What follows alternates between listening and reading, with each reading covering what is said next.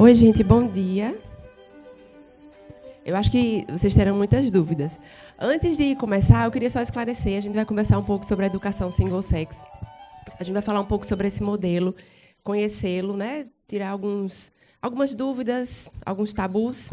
Isso é o mais importante, mas é uma conversa, certo? Só são 20 minutos, não dá para a gente esgotar o tema. Realmente é muito vasto e geram muitas dúvidas mesmo. Eu vou trazer muitos números, gráficos, não tem como falar sobre esse tema sem tocar nesse assunto, sem ser assim. Mas aí eu fico à disposição para a gente esclarecer tudo depois, certo? Então não vai ser polêmica, não é uma imposição, tá? Eu não quero dizer em nenhuma maneira que só esse modelo que funciona, até porque acho que 100%, né, dos nossos filhos, ou perto disso, estão em escolas mistas e está tudo a correr bem, né? Quer dizer, mais ou menos.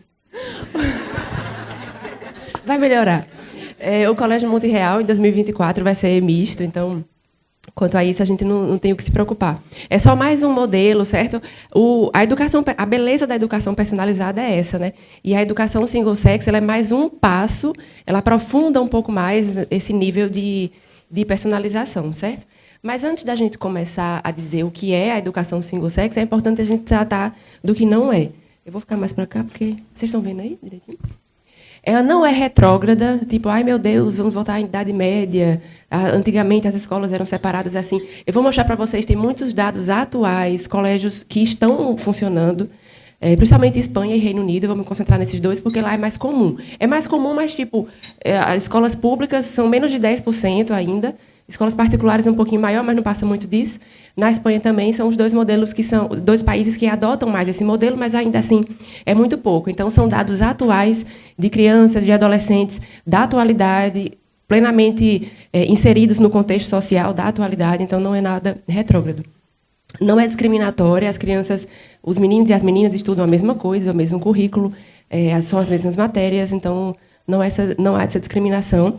Não é machista, tá? Porque tem gente que gosta de dizer isso também. São muitos dados que mostram os benefícios para as meninas. Inclusive, nas escolas de educação single sex, as meninas optam mais por atividades que são consideradas mais típicas dos meninos, como futebol, por exemplo. E não é antissocial. A convivência na escola representa uma pequena parte do dia. A gente vai falar sobre isso também. Quer dizer, as crianças ficam pouco tempo, né, na escola, tem o resto do dia inteiro para socializar bastante. A gente vai ver também que não é bem por aí. Então, para começar, a gente precisa partir desse princípio. Todos nós temos que estar de acordo com as diferenças entre homens e mulheres, certo? E eu nem vou falar das diferenças físicas e biológicas, acho que essas são bem óbvias. A gente vai concentrar mais nas diferenças do funcionamento do cérebro, os interesses. A gente vai ficar nessa seara, certo? Então, a gente precisa partir dessa premissa. Todos nós precisamos concordar com isso. A gente só vai conseguir entender esse modelo se a gente concordar que os meninos e as meninas são realmente diferentes. Na neurociência, já tem muito estudo, né, que mostra essa diferença do funcionamento do cérebro masculino e feminino. A gente vai falar um pouquinho sobre o grau de maturidade, o ritmo, né, como as coisas funcionam lá dentro da cabecinha deles. E as áreas de interesse também, que são evidentes. Quem tem filhos, meninos e meninas, vocês veem isso dentro de casa, os interesses são realmente evidentes. O cérebro feminino, para a gente ter uma noção, certo? Aos 6 anos, ele já está maduro para a área da linguagem. Já dos meninos, isso ocorre apenas aos 8, 9 anos, mais ou menos. Imaginem numa aula de língua portuguesa, é como se a gente colocasse na mesma sala de aula o terceiro e o primeiro ano para ter a mesma aula. A professora vai dar a mesma aula para o primeiro, metade está no primeiro ano, metade está no terceiro ano. É mais ou menos assim que funciona. E o contrário acontece com a matemática. Os meninos estão mais maduros, né? Começam esse processo de amadurecimento para aprender a matemática muito antes do que as meninas também. Isso se reflete no resultado. A gente vai falar muito sobre o PISA, o resultado do PISA, isso se reflete bastante lá também. E a gente vê que essa divisão entre meninos e meninas ela é meio que espontânea, né? Eles mesmos, principalmente nos mais novos, eles preferem, né? A gente consegue perceber isso também facilmente. Então, essa é a conclusão que o Alfonso... Eu vou falar muito sobre esse autor aqui. Eu não sei se vocês têm esse livro aqui. Só tem 5. Tá, é do Alfonso Aguiló, ele é o melhor autor, assim, que é o espanhol, quem mais estuda sobre o tema, e eu vou trazer também algumas conclusões às quais ele chega, certo? Aí ele diz que as meninas amadurecem biologicamente antes dos meninos, costumam ser mais tranquilas, disciplinadas e organizadas, enquanto os meninos demandam maior esforço em se adaptar aos tradicionais moldes estabelecidos nas salas de aula. Isso faz com que, em determinadas idades, o rendimento deles diminua. E aí ele traz a preocupação com a evasão escolar. Né? Ele mostra que a evasão escolar nas escolas de single sex, o número é ínfimo, assim, menos de 1%. É o que ele relata. E os adolescentes... Existe um problema, isso não é só no Brasil, certo? Muitos países apresentam esse mesmo problema de evasão escolar entre os meninos, ali na adolescência. Claro que esse número aumenta muito se a gente for para bairros mais periféricos, né? Realidades sociais diferentes. Então, isso não acontece, praticamente não acontece nas escolas de single sex. E aí ele traz, né, os meninos se entediam com mais facilidade, precisam de mais estímulos para manter a atenção e respondem melhor em ambientes de maior disciplina, mais rigor, sabe? O professor mais que demonstre mais autoridade. Tendem a participar mais e distrair-se menos quando estão somente entre eles. Aí, eu vou chegar nos números, né? O que a gente pode avaliar do PISA é do último PISA de 2018.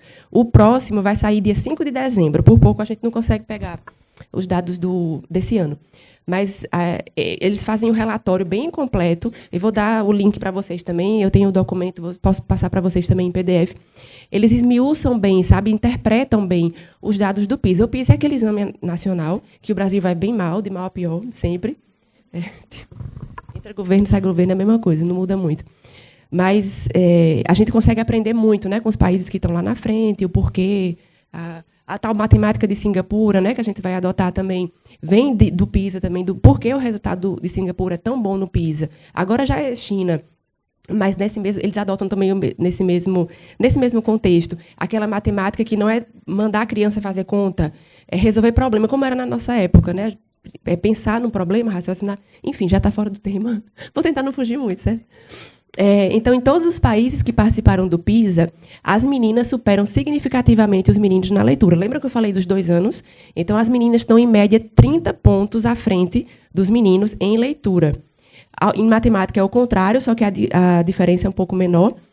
E na média OCDE, são 5 pontos. E os meninos no Brasil estão 9 pontos na frente. Então, no Brasil, os meninos estão 9 pontos na frente das meninas, e a média da OCDE, que é utilizada pelo PISA, é de 5 pontos. E as meninas superam ligeiramente os meninos em ciência só em 2 pontos. Isso não é estatisticamente relevante.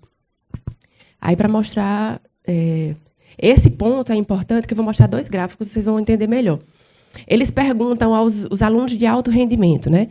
Os melhores alunos, meninos e meninas, que têm melhores notas lá no PISA, eles perguntam se saem melhor em ciências e em matemática, né? São alunos de alto rendimento em ciências e matemática. Eles perguntam se aqueles alunos têm interesse em trabalhar nessa área, ciências e matemática. E pouquíssimas meninas querem trabalhar nessas áreas, e muitos meninos querem. A gente vai ver nos gráficos também. Isso é o contrário na área de saúde e na área de educação. A grande maioria das meninas, quer dizer, mesmo aquelas que tiram as melhores notas em matemática, são muito boas em ciência, mesmo elas tendem a escolher áreas de saúde e educação para trabalhar no futuro. É muito baixo o número de meninas que querem trabalhar nessas áreas, né? E essas áreas de tecnologia, apenas 4% dos meninos, e uma porcentagem, isso é o próprio relatório do PISA que diz, uma porcentagem insignificante de meninas no Brasil espera trabalhar em profissões relacionadas às tecnologias. Eles nem dizem esse número, eles dizem que é uma porcentagem insignificante. Aí, para mostrar a conclusão ainda do Aguiló, ele comparou os resultados das meninas espanholas. Ele pegou assim, ele pegou as meninas, essa parte de leitura, as meninas da Espanha e os meninos da Finlândia. Ele pegou a Finlândia porque é o melhor resultado da União Europeia. Aí, ainda assim, no melhor resultado da União Europeia, as meninas ainda ficam muito à frente dos meninos. As meninas espanholas, vocês estão entendendo a comparação? Eu estou meio enrolada, né? As meninas espanholas ainda ficam muito à frente dos meninos finlandeses. E há uma notável diferença a favor das meninas nos resultados acadêmicos globais, e na área de linguística elas são ainda mais evidentes, né? Equivalente a 2 anos de ensino, que foi aquele exemplo que eu dei lá no início. É como se a gente colocasse uma sala numa aula de língua portuguesa, uma sala, metade está no primeiro ano, metade está no terceiro ano, e a professora está lá dando a mesma aula para todo mundo. Aí, na parte azul de cima, aqui, ó, as meninas performam melhor do que os meninos em matemática, nessa parte acima do pontilhado, na parte azul. E vocês veem que a parte branca é onde as meninas estão piores que os meninos em matemática, que é quase o mundo inteiro, né? Aqui essa diferença. As meninas são o losango e os meninos... Dá para ver direito? Que as meninas são o losango, os meninos são o quadradinho, certo? E quanto mais para lá, é pior a nota. E mais para cá, é maior, né? Vocês veem aqui. Dá para ver, ó, 10, vai aumentando de acordo com o que vem aqui para a minha direita. Então, as meninas estão sempre atrás dos meninos em matemática. E, salvo aqui, ó, Moldova, acho que lá em cima, sei lá, tem Lituânia. Salvo algumas exceções, as meninas sempre ficam atrás dos meninos em matemática. E vocês vejam que isso é uma coisa global, né? Não é uma característica do Brasil. Aí aqui já o que o Afonso Aguiló traz, né? O triangulinho são as meninas e a bolinha são os meninos. Veem que em todos os países, com exceção da Islândia lá em cima, todos os países também o triangulinho fica na frente.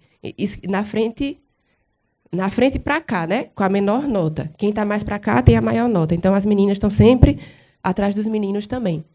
Aí, o contrário acontece em leitura. Vejam, e a diferença ainda aumenta bastante. O círculo são os meninos, o triangulinho são as meninas. Então, os meninos estão bem mais para lá e as meninas têm as notas bem maiores. E vocês veem que a diferença é bem maior, né? Lá em matemática nem é tanto assim. Os meninos estão sempre na frente das meninas, mas a diferença nem é tão grande assim. Mas nas meninas, e a gente pensa o resultado disso em sala de aula, né? É como se as meninas fossem a metade da turma do terceiro ano, mas elas estão assistindo a mesma aula do primeiro ano. Elas são um pouco... a beleza da educação personalizada também é isso, né? Uma das vantagens. A professora consegue trabalhar muito em sala de aula para elevar mesmo aquele aluno à sua máxima potência. Mesmo com essas diferenças, a criança não precisa ser colocada para baixo, sabe? Não precisa ser puxada ali para baixo, por já ser melhor do que os outros, né? Comparativamente. Pronto, aí aqui quando ele fala da evasão, esses colégios na prática, né? Eu queria mostrar para vocês o resultado desses colégios na prática. Eu coloquei Espanha e Reino Unido, porque são realidades mais comuns. Aqui no Brasil, praticamente só existem os colégios da Solar e alguns, né, que ficaram aí de antigamente, mas que não apresentam mais bons resultados assim. A Espanha, a evasão escolar é inferior a 1% nos modelos de single sex, tá? Mesmo se a gente pegar a análise dos bairros periféricos, esses bairros mais problemáticos, onde existe tráfico de drogas, o desemprego é mais alto, ainda assim a evasão escolar é muito baixa. E no Reino Unido, no ranking das melhores escolas públicas, 7 entre as 10 com os melhores resultados acadêmicos são de educação single-sex. Na rede privada, o resultado é ainda melhor. 9 das 10 melhores escolas são de educação single-sex. Isso hoje, tá? Esse ano ainda. Atualmente, muitos países valorizam... Isso é a conclusão de Aguiló também. Atualmente, muitos países valorizam a educação single-sex como uma forma de organização escolar que vem demonstrando sua eficácia. Nos Estados Unidos, o número de escolas públicas single-sex aumentou exponencialmente nos últimos 10 anos, fruto dos resultados aferidos. Reino Unido e Canadá, as escolas single-sex públicas e privadas ocupam sistematicamente as primeiras posições nos rankings oficiais de avaliação de desempenho. E Alemanha e Áustria, os governos estão impulsionando programas nessa linha agora, atualmente.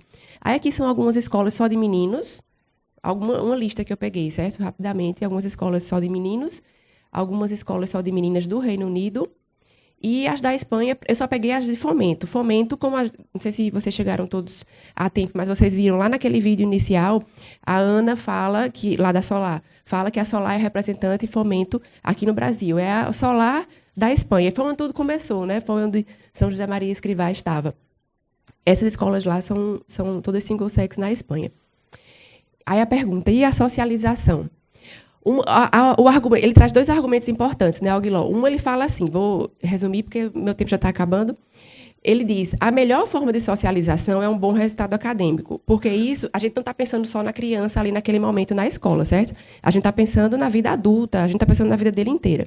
A melhor forma de socialização é garantir que ele tenha um resultado acadêmico bom, que vai colocá-lo numa posição no mercado de trabalho que ele escolheu. Se a gente parar para pensar, nem todo mundo pode se dar o luxo de escolher trabalhar naquilo que gosta, onde gosta. Às vezes, a realidade da maioria das pessoas é aquela que vai onde tiver, né? Então, ele ter bons resultados acadêmicos vai fazer com que ele trabalhe no lugar onde ele escolheu, com o que ele escolheu, fazendo o que ele gosta.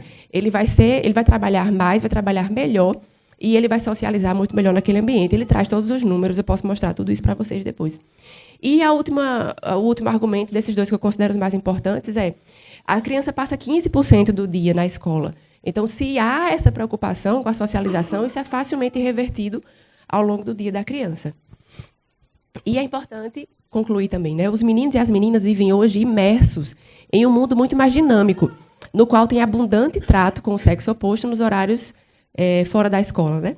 É razoável haver, então, quem prefira que em sala de aula eles se concentrem mais no trabalho acadêmico. Por isso que os resultados são muito bons, porque há realmente essa concentração naquilo que é importante.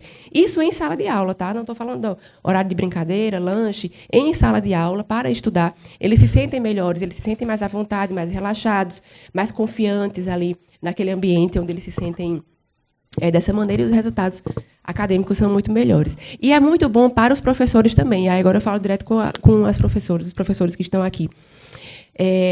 Essa Maria Calvo é socióloga, antropóloga.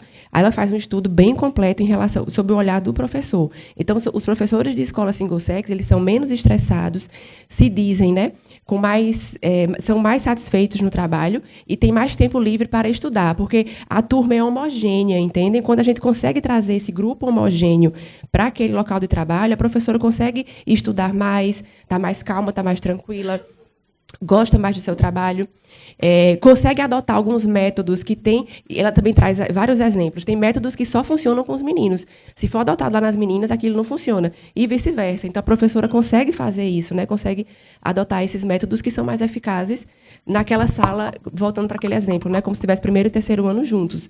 É difícil a aula da professora dar a mesma aula para o primeiro e para o terceiro ano juntos. Se ficar separado o terceiro e o primeiro ano, claro que a aula dela vai fluir muito melhor. Então, aí ele fala desses grupos mais homogêneos, o resultado do estudo, né, que ela chega. Deixa eu acelerar mais um pouquinho. Aí, como é a turma dos meninos? Eu vou trazer uns videozinhos para vocês verem. Os professores podem ser mais enérgicos, animados. Embora mais propensos à indisciplina, os meninos aceitam bem as regras claras e até as penalidades, os castigos, né? Vai ficar 5 minutos sem recreio, alguma coisa assim. Eles aceitam bem, desde que seja feito com clareza, com coerência. Eles não gostam tanto de ficção, eles preferem livros e narrações com realismo e ação e preferem atividades, competições, etc. Dá para passar, Lu? O vídeo? Uma sala de meninos e uma sala de meninas, vejam. Parece outro colégio.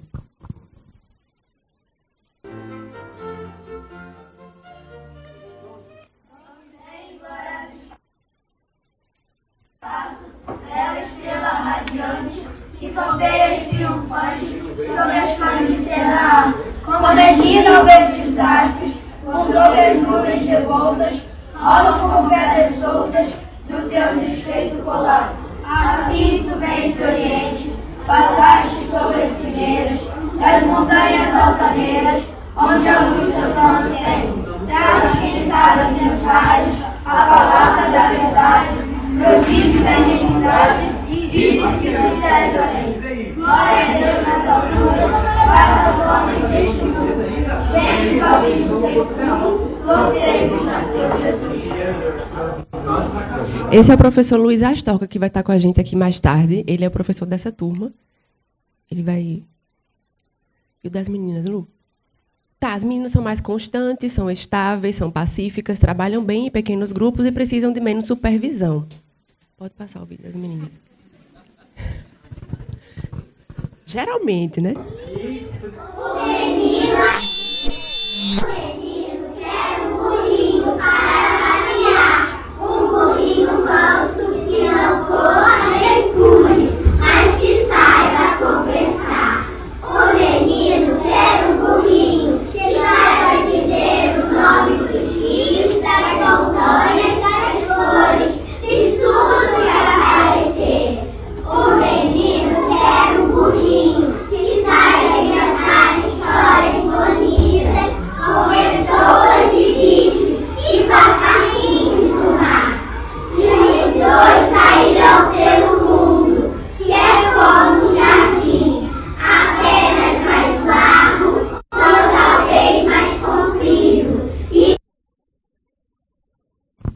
pelo menos se expressa na área da expressão, né? Expressão corporal, acho que são diferentes, sim. Então, a educação personalizada tem esse grande diferencial, né? De elevar mesmo, tem o objetivo de elevar aquela criança à sua máxima potência, na sua particularidade, respeitando a sua individualidade, né? Aquela criança como um ser humano único e irrepetível. E eu queria finalizar com esse videozinho daquele trecho do Conversa Paralela de João e Adriana. Acho que a maioria de vocês já assistiu, né? A gente mesmo passou para todo mundo ver. Que resume bem, né? O que é que a gente quer fazer. Não acredito.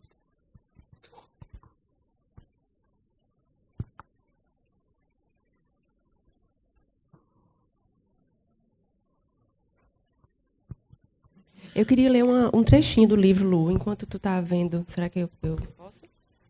Eu até marquei aqui para ler, porque é um tema tão... Eu gosto bastante desse tema. Eu, como mãe de meninos, me interesso bastante. Eu vou falar um pouco sobre diagnóstico, não estou subestimando nenhum diagnóstico, tá? É só porque, às vezes, um olhar mais atento chega primeiro do que o diagnóstico. Poder-se dizer que se pretende implantar nas escolas o ideal feminino. Meninos sentados em filas organizadas, escutando as aulas em silêncio e fazendo belas anotações. Muitas meninas se destacam em tais tarefas, mas isso não condiz com os meninos que têm outra forma de aprender. Isso é a opinião do autor, tá? Mas eu até concordo com ele. Os meninos queixam-se de serem castigados com maior frequência, simplesmente por se comportarem como meninos. Enquanto elas tendem a ficar sentadas e prestar atenção, eles precisam ter algo nas mãos, movem-se nas cadeiras ou se levantam com certa frequência, né? Assim, existe uma tendência de criar um conflito com relação ao comportamento dos meninos. Como resultado, tem sido diagnosticado com muita facilidade o transtorno atualmente mais estudado em meninos de idade escolar, que é o TDAH. Quando, em muitos casos, o problema principal é que se trata de meninos ativos, enérgicos, competitivos e muito agitados que estão compartilhando sala com meninas cujo comportamento é mais tranquilo e disciplinado. Alguns especialistas resolvem essa situação medicando os meninos e, não raro, meninos saudáveis acabam sendo medicados para que não expressem as características próprias do seu sexo ou do seu temperamento, né? Quem tem filhos sanguíneos aí vê bem isso também, e se assemelhem mais às meninas, que são supostamente normais, pelo fato de serem mais quietas e disciplinadas, em regra, pelo menos. Como demonstram diversos estudos, muitos meninos perdem a motivação e rendem-se ou são classificados erroneamente como alunos com dificuldade de aprendizado. Aí ele continua, é belíssimo esse trecho dele, eu me identifiquei bastante. Como eu disse, né, não quero de jeito nenhum subestimar nenhum tipo de diagnóstico, mas para a gente ter isso em mente, né? Só para terminar, Lu. Olhar grandes escolas, tanto na Europa quanto ainda na Ásia, né, permaneceram escolas diferenciadas. Né? Escolas tradicionais permanecem diferenciadas, e aí você vai olhar hoje o que acontece. Quais escolas que vêm apresentando melhores resultados em função, né, dos seus currículos, da sua formação, são as escolas diferenciadas. E por que a gente optou por isso? Né? Porque a gente queria essa volta ao passado? Não. Por quê? Com os estudos atualmente, principalmente da neurociência, e você acompanhar, né, o desenvolvimento das crianças, se sabe que o cérebro masculino é distinto do cérebro feminino. Né? A maturidade, o desenvolvimento do cérebro masculino tem um ritmo diferente do cérebro feminino. Mas essa biologia é meio fascista hoje. Toma cuidado com isso. As aptidões são diferentes também. Totalmente diferentes. O ritmo de aprendizagem, né? O funcionamento desse cérebro para algumas aprendizagens específicas são distintos. Então, para dar 2 exemplos muito, muito rápidos, não é? O cérebro feminino, aos 6 anos, ele já está maduro para a área da linguagem, a área da Lara, né? Leitura, escrita, organização espacial para essa escrita, a coordenação motora. Então, as meninas, para serem alfabetizadas aos 6 anos, elas estão assim tinindo. Enquanto isso, o cérebro masculino, a região responsável, né, por esse processo nos meninos, ainda está imatura. Vai amadurecer, sabe quando? Quando ele estiver 8, 9 anos. Nossa, imagina misturá-los dos 6 aos 8, 9. Essa galera na mesma sala. Paralelo a isso, o cérebro masculino, ele tem uma organização que favorece o aprendizado da matemática. O menino tem uma capacidade de abstração que a menina não tem. A menina é muito concreta. Então, para ela aprender a matemática, ela precisa de mais tempo, ela precisa de um material muito específico para isso. E aí você coloca essas meninas para aprender matemática da mesma forma que os meninos, coloca os meninos para estudar, para ler, para escrever da mesma forma que as meninas. O que acontece? Para você fazer com que a turma renda, você precisa trabalhar na mediocridade. Você não pode puxar por um porque o outro grupo vai ficar atrás. Você não pode puxar pelo outro porque você prejudica o outro. Então você trabalha como? Com a régua aqui embaixo, nessa mediocridade, não desenvolvendo o potencial de cada grupo. Então, na medida em que a gente separa, a gente potencializa as aprendizagens. E o resultado vem lá na frente, assim, de uma forma gritante. Não, incrível. sabe que quando eu assisti a essa palestra sua, explicando isso, lá em Goiânia, inclusive, no começo, Adriana, eu falei, deixa eu ver qual que é a explicação pra isso. Sabe aquele negócio assim, não é possível?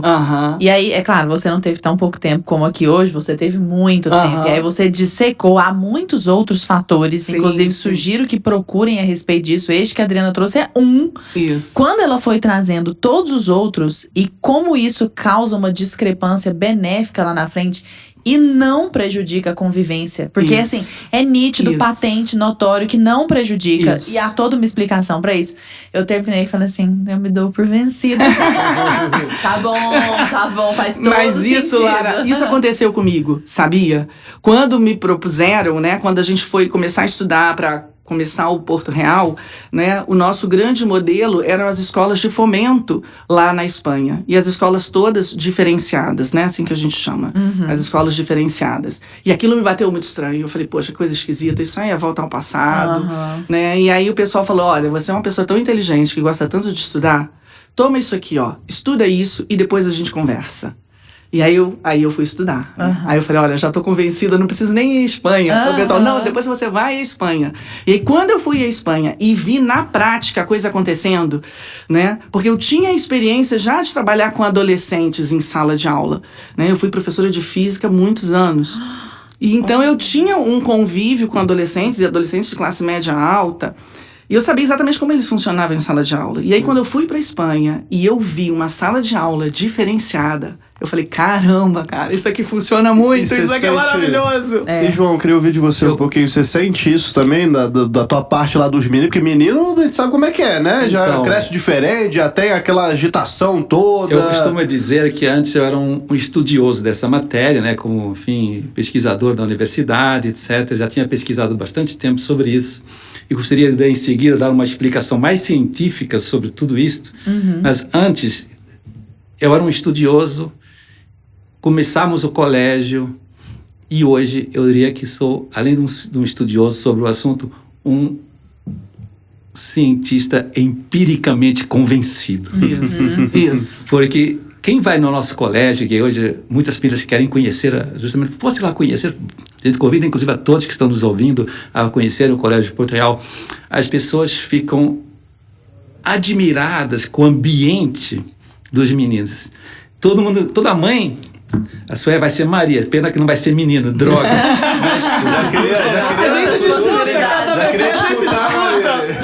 Mas toda mãe que vai lá e tem menino fala assim, meu Deus do céu, é tudo isso que eu sonhava para meu filho. Os meninos são a maior propaganda do colégio, né? Isso. Com certeza. E hoje em dia, com essa confusão de gênero que está na nossa sociedade, né, hoje as mães nos procuram, primeiramente, por causa disso. Porque assim, né, você tem que pensar, essa frase que todo mundo ouvisse devagar.